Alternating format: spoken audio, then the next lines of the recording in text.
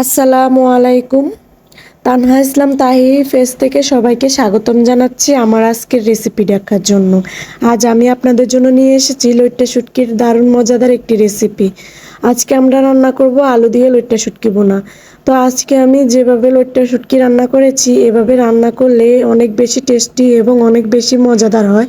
এটা দিয়ে নিমিষে প্লেটের ভাত শেষ হয়ে যাবে, আর কিছুই দরকার হবে না এই শুটকি রান্নাটা থাকলে।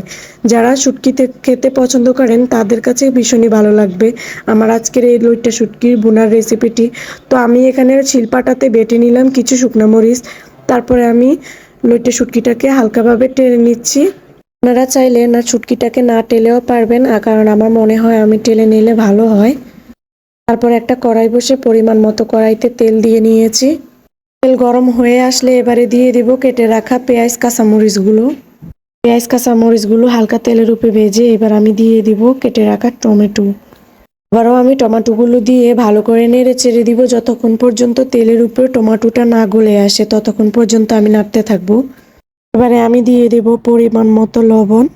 তারপরে দিয়ে দিব সামান্য হলুদের গুঁড়া, জিরার গুঁড়া। এখানে আমি মরিচের গুঁড়া অ্যাড করব না, কারণ আমি শুকনো মরিচ পাটায় বেটে রাখা শুকনো মরিচগুলো দিয়ে দিব।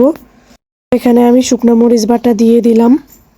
এবারে সব মশলা দিয়ে আমি ভালো করে এগুলোকে নেড়ে ছেড়ে নিব।